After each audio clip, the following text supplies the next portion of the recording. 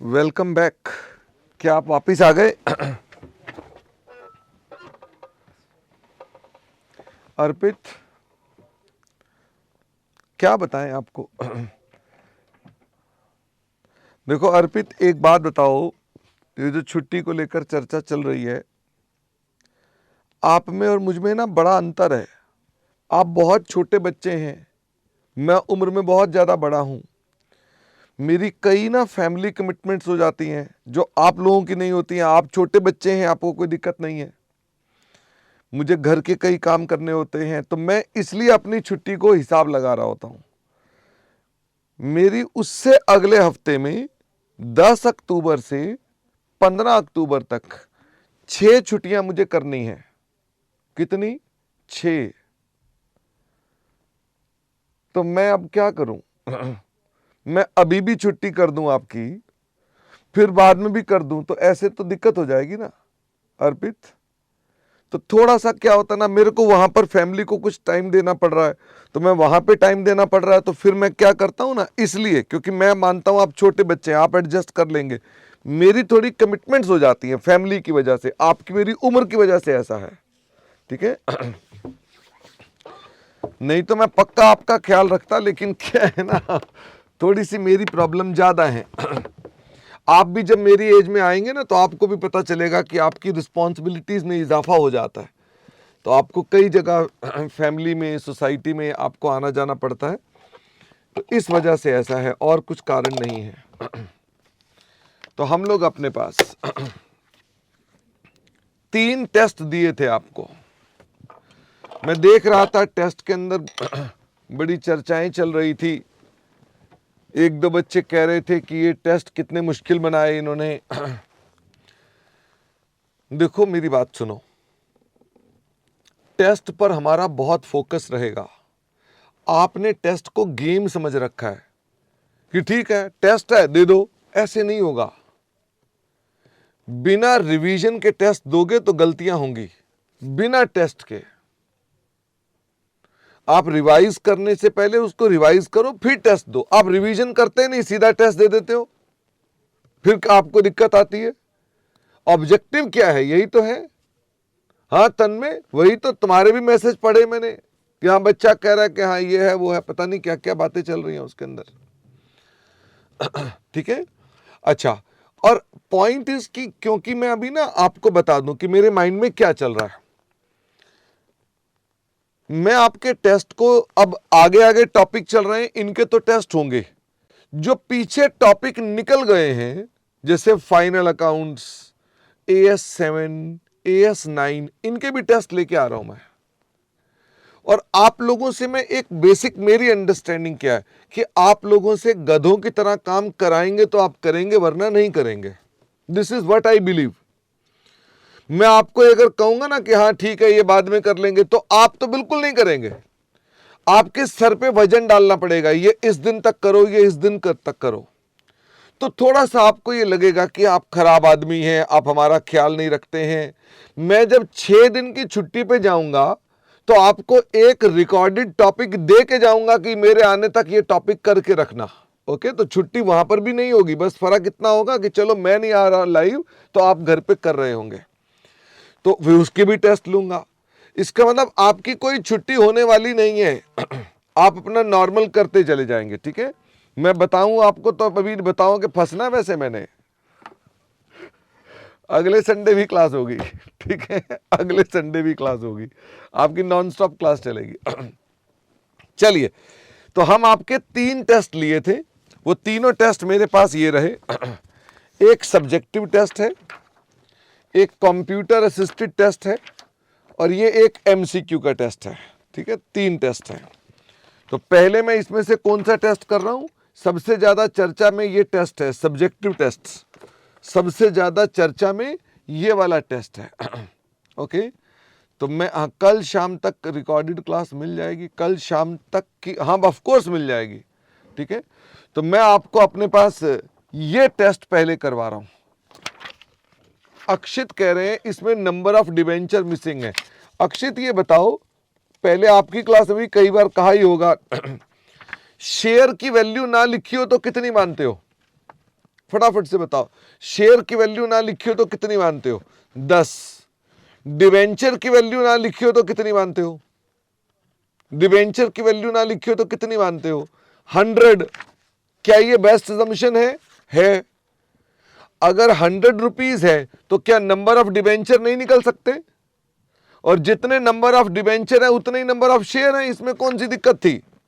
इस पर भी मैं देख रहा हूं बड़े हल्ला चल रहा, अरे ये नहीं है वो नहीं है। इतने दिनों से आपको बेस्ट असम्पशन बता रहे हैं, तो तुम्हें ना करने के लिए बहाना चाहिए कि सवाल में ये मिसिंग है, ये मिसिंग है। तुम बहानेबाजी कर रहे हो, नालायक।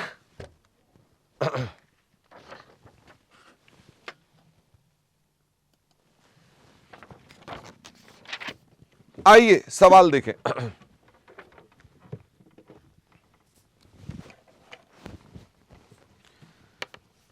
क्वेश्चन नंबर 1,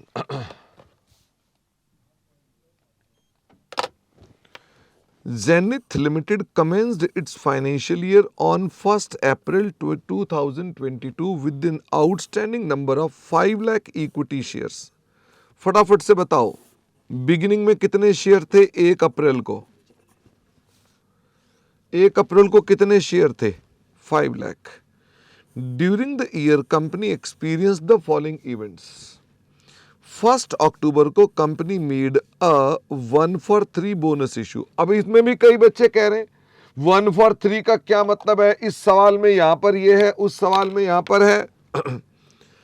1 for 3 का मतलब क्या हो गया? फटाफट से बताओ। 1 for 3 का मतलब है 1 शेयर देंगे हर 3 के बदले में।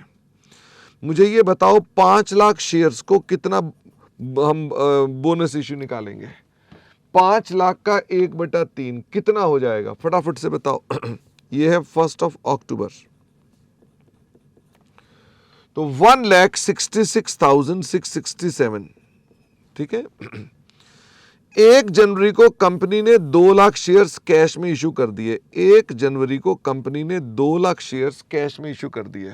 कोई दिक्कत हो तो बताओ। 1 मार्च को कंपनी ने इशू कर दिए 1 for 4 का राइट इशू निकाल दिया। मुझे ये बता दो 1 for 4 का राइट इशू निकालना है।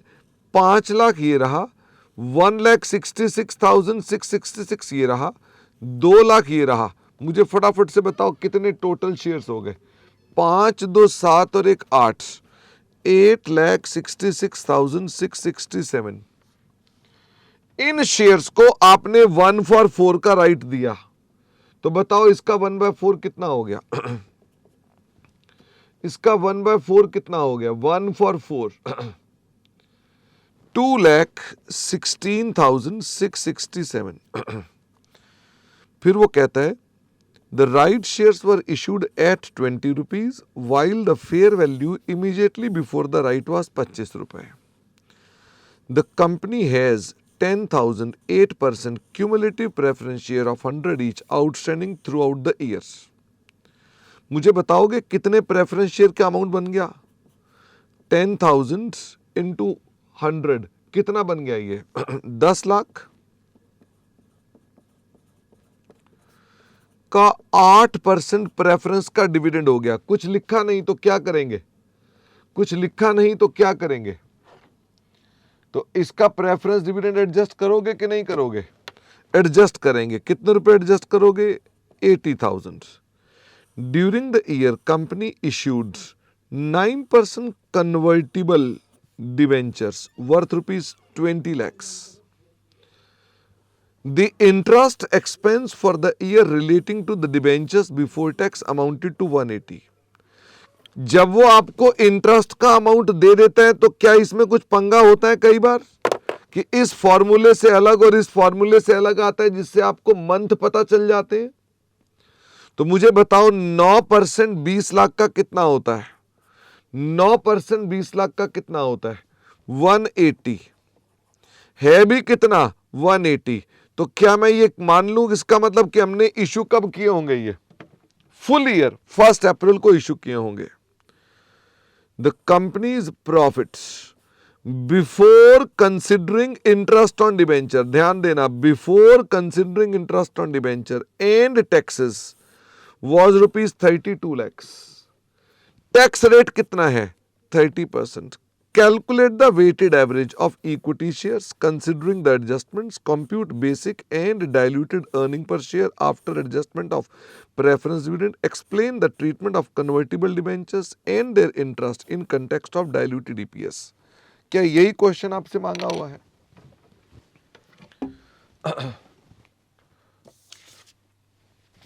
मुझे ये बताओ, ये जो कन्वर्टिबल डिबेंचर्स हैं, कितने कन्वर्टिबल डिबेंचर्स हैं? ₹20 lakhs।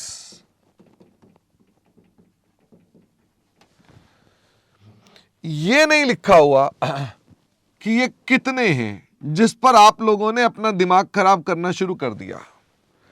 क्या रियल में जरूरत थी खराब करने की, कि तुमने छोड़ना था इसलिए दिमाग खराब कर रहे थे? तुमने छोड़ना था, तुमने करना नहीं था। तुमने कहा अरे मना करने के लिए कोई रीजन चाहिए, और दूसरे ना कर ले, तुमने ग्रुप में डालना शुरू कर दिया, भाई गलत है गलत है गलत है। क्यों? क्योंकि तुम्हें लग रहा मैं छोड़ रहा हूं तो भाई अपने साथ भीड़ बना के रखनी चाहिए। उसको देख करके कई लोगों ने इसलिए नहीं करा कि कुछ पंगा है यार, छोड़ो रहने दो, सर करा ही देंगे। कमाल है, ये तो अजीब बात हो गई, ऐसे थोड़ा ना होता है। अगर नहीं लिखा तो क्या एज्यूम करेंगे? Debenture of ₹1, 10, 100। बेस्ट अजम्पशन क्या है? Assume debenture of ₹। क्या बचपन से लेके आज तक तुम इसको बेस्ट बोलते रहे तो अब बदल जाएगा? देयरफॉर नंबर ऑफ डिबेंचर्स कितने हो गए? 20 लाख डिवाइडेड बाय 100, ये कितने नंबर्स हो गए? 20,000। अब मुझे ये बताओ, अगर ये 20,000 हो गए तो ये जब कन्वर्ट होंगे तो कितने इक्विटी शेयर्स में कन्वर्ट होंगे? 20,000। ये आपकी एक क्वेरी थी इस टेस्ट की। ओके, बाकी इसके अलावा आपने मना करने के लिए बस ये कहा, बाकी तो और कुछ नहीं। मैं इसका सॉल्यूशन करूंगा, सब बच्चे मेरे साथ साथ करेंगे। सबसे पहले बताओ सॉल्यूशन में आपको क्या मांगा गया है? Calculate the weighted average. तो कैलकुलेशन ऑफ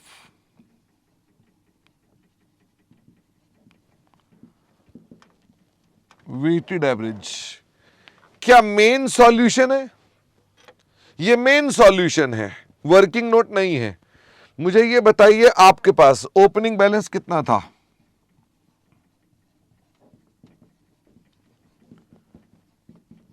कितना हो गया? 5 लाख। आगे बताओ, इसके बाद क्या लिखेंगे? बोनस। बोनस कितना था? 1 for 3। 5 लाख पर कितना बोनस हो गया? 1,66,667। कितना लोगे? 12/12, 1,66,667 प्लस। आगे बताओ जरा, फ्रेश इशू। फ्रेश इशू बताओ कितना है? फ्रेश इशू कहां लिखा हुआ है? 2 लाख। किस डेट को फ्रेश इशू निकाला था? 1 जनवरी। कितने महीने के लिए लोगे? 50,000। फिर आ गया राइट इशू। मुझे ठीक से बताना, राइट इश्यू में आकर के पहले तो बताओ राइट शेयर्स टोटल कितने हैं? राइट शेयर्स टोटल कितने हैं? 1 for 4। 5 लाख पर राइट मिलेगा, हाँ। 1,66,667 पर मिलेगा, हाँ। 2 लाख के फ्रेश इश्यू पर मिलेगा, हाँ। तो राइट इश्यू का बताना अमाउंट कितना आया था? राइट इश्यू का नंबर था 2,16,667। एग्रीड? ये हो गया राइट इश्यू। अब मुझे ये बताओ, इसके लिए क्या आपको वर्किंग नोट नंबर 1 बनाना चाहिए? कैलकुलेशन ऑफ क्या चाहिए मेरे को बताओ जरा। पहले क्या चाहिए? फेयर वैल्यू कौन सी चाहिए? कम राइट या एक्स राइट्स? फेयर वैल्यू चाहिए एक्स राइट। फटाफट से बताओ जरा, आपके पास राइट इश्यू से पहले कितने शेयर्स थे? इनका टोटल बताना। 5, 2, 7 और 1, 8। पहले कितने शेयर थे? 8,66,667 शेयर्स थे। मल्टीप्लाइड बाय राइट से पहले का भाव कितना है, आप भी बता दो, मैं नहीं बताना है सारा कुछ। राइट से पहले का भाव क्या था, 25 रुपए। फिर आपने कितने शेयर्स और इशू कर दिए, आपने 2,16,667 शेयर और इशू कर दिए। किस भाव पर इशू किए, आपने इशू किए हैं at the rate of 20 each, divided by total shares कितने हो गए। अब इनका टोटल बताना पड़ेगा आपको कि इनका टोटल कितना हो गया। How much is the Maheshwar 1083 333 4 हो जाएगा शायद, ये 10334। ओके, तो मुझे बताओ ये कितना आ गया, फेयर वैल्यू एक्स राइट कितनी आ गई। अच्छा, कुछ बच्चे कह रहे हैं 24 रुपए 79 पैसे, कुछ कह रहे हैं पूरे पूरे 24 रुपए, पर 79 पैसे को राउंड ऑफ कर दिया है क्या तुम लोगों ने, क्या ये 23.99 है। ओके, तो जो बच्चा 79 बोल रहा था वो गलत था, और से 24 रुपए। ओके, तो 79 नहीं है, 99 आ रहा है ये। अब मुझे ये बताओ, अगर ये कर लिया तो मुझे बताओ calculation of paid parts, 2,16,667 into 20/24, तो पेड पार्ट कितना हो गया। अक्षत ने कहा 18556, और कैलकुलेशन ऑफ फ्री पार्ट करो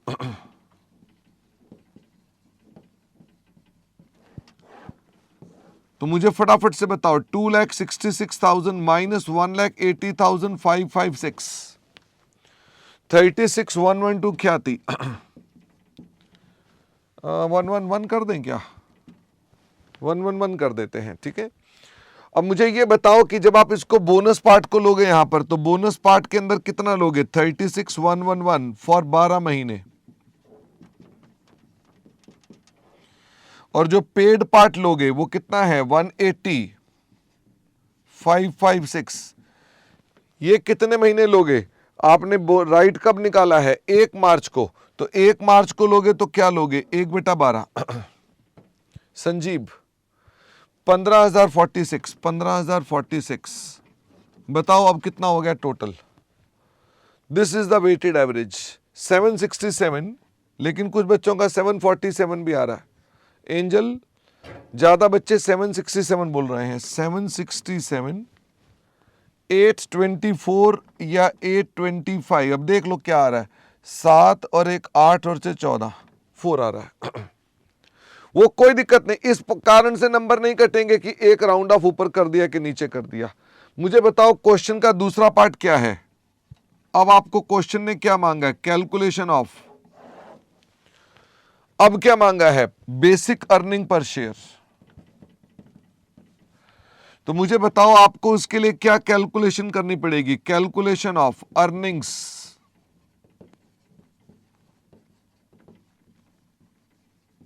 attributable to equity share holder. हाँ राज, ये 2,16,000 कैसे आया, देखो लिखा है, सब कुछ लिखा है, ठीक है ना। अब मुझे ये बताइए कि मेरे पास यहां पर इक्विटी शेयर्स की अर्निंग कितनी दी हुई है, ये EBIT है, याद है आपको, बिफोर इंटरेस्ट एंड टैक्स है 32 लाख। इसमें से क्या लेस करोगे, सबसे पहले तो इंटरेस्ट, कितने का था इंटरेस्ट 180, 31 लाख, नहीं 30,20,000 हो जाएगा ना, माइनस टैक्स कितने का है 30%, बताओ जी 906 क्या थी, तो मेरे पास कितने का आ गया PAT 2114 माइनस प्रेफरेंस का डिविडेंड, प्रेफरेंस का डिविडेंड था आपके पास 8% ऑन 10 लाख,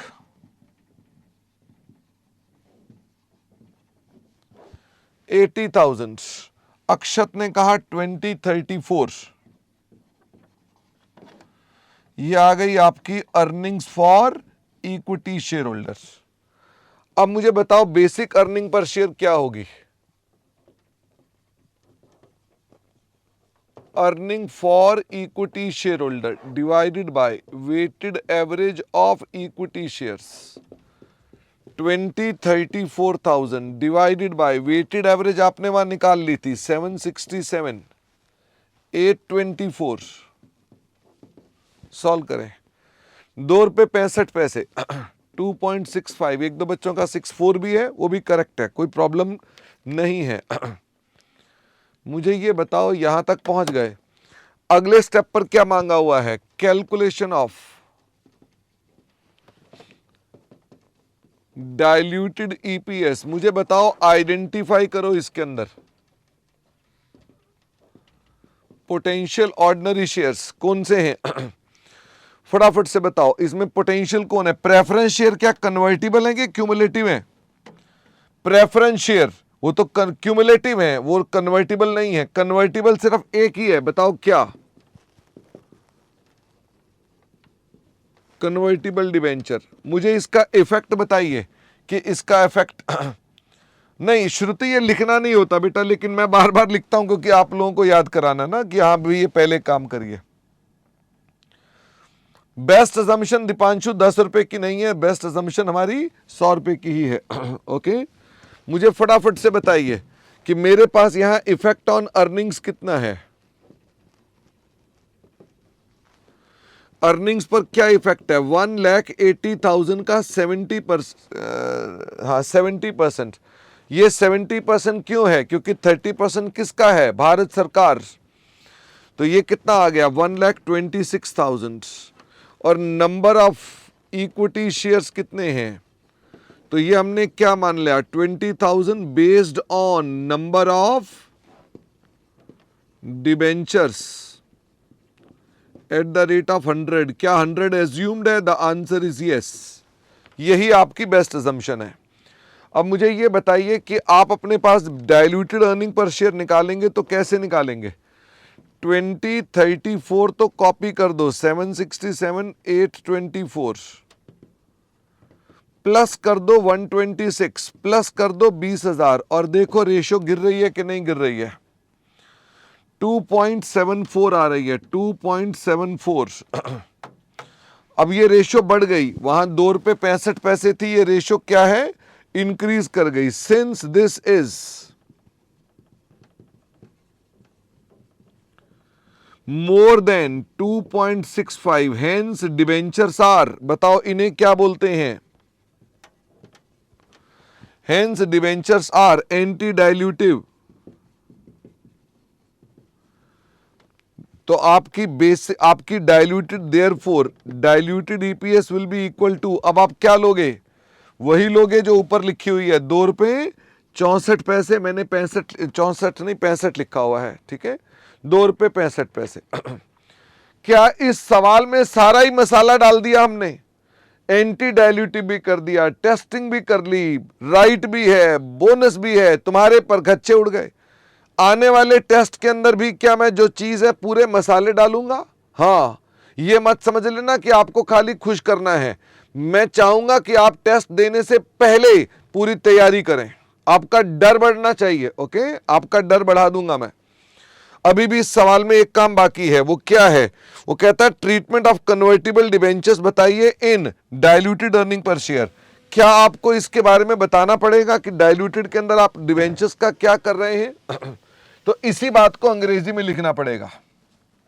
तो लिखें इसके अंदर, as per accounting standard 20 earning per share whenever any company has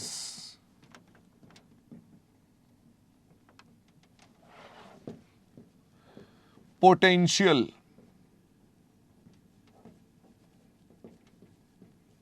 ordinary shares, these must be included in calculation of diluted EPS if these are dilutive in nature. In the given case, convertible debentures are having savings of interest after tax by rupees 126,000, and these will be converted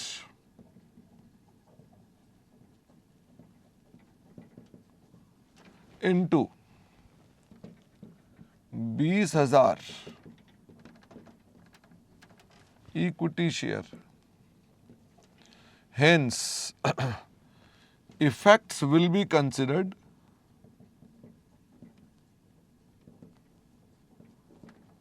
for DEPS. Since this ratio is 2.74, which is more than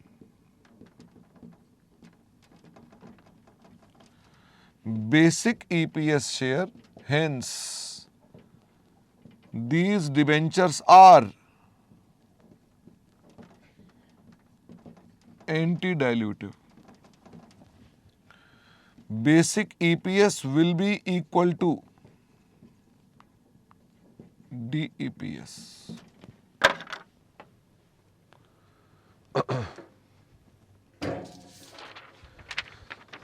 ये आपका था एक test. क्या मैं अगला test जो आपको देने जा रहा हूं कंपनी फाइनल अकाउंट का, उसके अंदर भी आपको मैं टाइट करूंगा? फटाफट से बताओ। तो मेरे बच्चे उसके अंदर भी टाइट करूंगा आपको मैं, ठीक है? तो आप तैयार रहना जरा कि हाँ आप लोगों को मैं पूरी तरह से टाइट करना है। बट आप जब मेरे यहाँ से जाएंगे तो आप बोलेंगे भाई बहुत ज़्यादा, अब तो क्या बताऊँ। मैं ये बंद कर रहा हूँ रिकॉर्डिंग, ये वाली मैंने रिकॉर्ड कर दिया था।